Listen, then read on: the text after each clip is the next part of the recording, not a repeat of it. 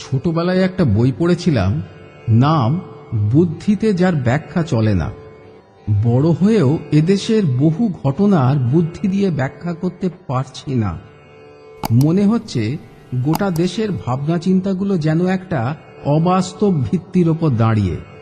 অবিলম্বে যদি আমরা বাস্তবের মাটিতে পা না রাখতে পারি, আমাদের জন্য অপেক্ষা করছে চরম সর্বনাশ। এদেশের অর্থনৈতিক বিপর্যয় এবং মনুষ্যত্বের অবক্ষয়ের জন্য দায়ী করা হয় ভারত বিভাগকে।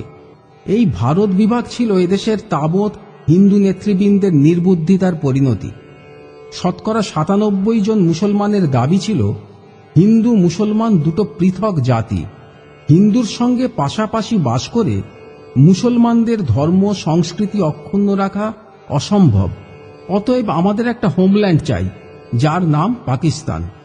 মুসলমান সমাজের পুরোটাই যখন ভারতবর্ষকে দুখণ্ড করতে ব্যস্ত, তখন হিন্দু নেতারা কি করছিলেন? জনগণকে বোঝাচ্ছিলেন হিন্দু মুসলমান পৃথক জাতি নয়, এক জাতি, ভারতীয় জাতি। মুসলিম লীগ এবং মোহাম্মদ আলী জিন্নার দ্বিজাতি তত্ত্ব এবং পাকিস্তানের দাবি সম্পূর্ণ ভিত্তিহীন। মহাত্মা গান্ধী বললেন, ভারত দ্বিখণ্ডিত হলে তা আমার মৃতদেহের ওপর হবে। পণ্ডিত নেহেরু বললেন, Pakistan is a fantastic nonsense. Sardar Patel বললেন, ভারত বিভাগ এ তো একটা পরিহাস মাত্র। এমন কথা আমরা চিন্তাও করতে পারি না। রাজেন্দ্র প্রসাদ তাঁর বিরাট গ্রন্থ ইন্ডিয়া ডিভাইডেড লিখে প্রমাণ করলেন, পাকিস্তান একটা অসম্ভব অবাস্তব ব্যাপার। বেশিরভাগ মুসলমান জাতীয়তাবাদী, আর তারা সবাই কংগ্রেসের মধ্যে। সুতরাং অদূরদর্শী এবং সাম্প্রদায়িক ভেদবুদ্ধি সম্পন্ন মানুষেরাই পাকিস্তানের কথা বলে আতঙ্ক ছড়াতে চাইছেন। এই সব নেতাদের লক্ষ লক্ষ অনুগামী কোটি কোটি মানুষকে এই মিথ্যে কথাটা বোঝালো। কিন্তু বাস্তবে কি ঘটেছিল? অসংখ্য প্রাণ, চোখের জল, নারীর সম্ভ্রম আর রক্তের বিনিময়ে পাকিস্তান রচিত হল। হিন্দু এবং মুসলমান দুটো পৃথক জাত, এই সত্যকে স্বীকার করে ভারতকে দুভাগ করা হল। ১.৫ কোটি হিন্দুর সর্বস্ব কেড়ে নিয়ে তাড়ানো হল পাকিস্তান থেকে।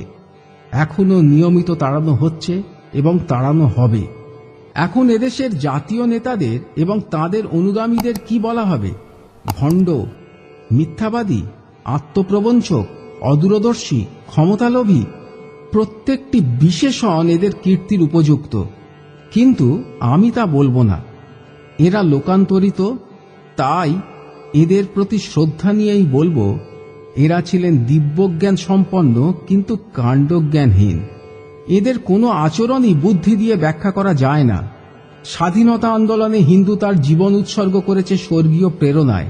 মুসলমান তার স্ট্র্যাটেজি তৈরি করেছে ভারতে মুসলিম রাজত্ব প্রতিষ্ঠার কামনায়। পূর্ব বাংলা পাকিস্তান হল মুসলমানদের সংখ্যা বেশি বলে। ফাঁসির মঞ্চে প্রাণদানের সংখ্যা পূর্ববঙ্গেই সর্বাধিক। কিন্তু আত্মদানের তালিকায় পূর্ববঙ্গে কেন গোটা বঙ্গেও একজন মুসলমান নেই? স্বাধীনতা আন্দোলনে বিশ্বাসঘাতকতা করে ইংরেজের সহযোগিতা করে মুসলমানরা পুরস্কার পেল পাকিস্তান, বাংলাদেশ। আর ফাঁসিতে গুলিতে প্রাণ দিয়ে পূর্ববঙ্গের হিন্দুরা হল বাস্তুচ্যুত শরণার্থী, রিফিউজি। মাতৃভূমি থেকে তাদের পালিয়ে আসতে হল ভারতে। যারা আসামে আশ্রয় নিল তাদের পরিচয় হল বিদেশি, বহিরাগত। যারা বাংলাদেশে রয়ে গেল তারা হয়ে গেল জিম্মি, মালায়ুন, কাফের। আর যারা ত্রিপুরায় গেল তারা সংবাদপত্রের ভাষায় হল অনুপজাতি। কি করুণ পরিণতি! অথচ শ্যামাপ্রসাদ ছাড়া একজনও আত্মসম্মান সম্পন্ন নেতা ছিলেন নাকি গোটা দেশে এই ঘটনা যাকে বিচলিত করেছে? তাঁর প্রচেষ্টায় রক্ষিত হয়েছিল এই পশ্চিমবঙ্গ এবং পাঞ্জাব। তাকে সবাই বলেছিল সাম্প্রদায়িক।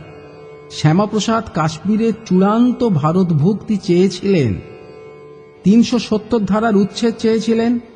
তিনি মধ্যপথে সিজ ফায়ার না করে যুদ্ধ চালিয়ে পুরো কাশ্মীর উদ্ধার করতে চেয়েছিলেন। তাই তাকে হত্যা করা হলো। যারা কাশ্মীরের অর্ধাংশ পাকিস্তানের হাতে তুলে দিয়ে বাকিটাকে প্রায় পাকিস্তান করে দিল, যাদের জন্য কাশ্মীর আজ অগ্নিগর্ভ, তারা প্রগতিশীল, ধর্মনিরপেক্ষ, অসাম্প্রদায়িক। যারা ৩৭০ ধারার উচ্ছেদ করে কাশ্মীর সমস্যার সত্যিকারের সমাধান চায়, তাদের সাম্প্রদায়িক বলার মতো কাণ্ডজ্ঞানহীন নেতারা আজও দেশের নেতৃত্বে। ভিডিওটি দেখার জন্য ধন্যবাদ। ভালো লাগলে বন্ধুদের সাথে শেয়ার করুন। এমন আরও অনেক অজানা বিষয় জানতে আমাদের চ্যানেলটি সাবস্ক্রাইব করুন ও পাশে থাকা ঘন্টাটি বাজিয়ে দিন।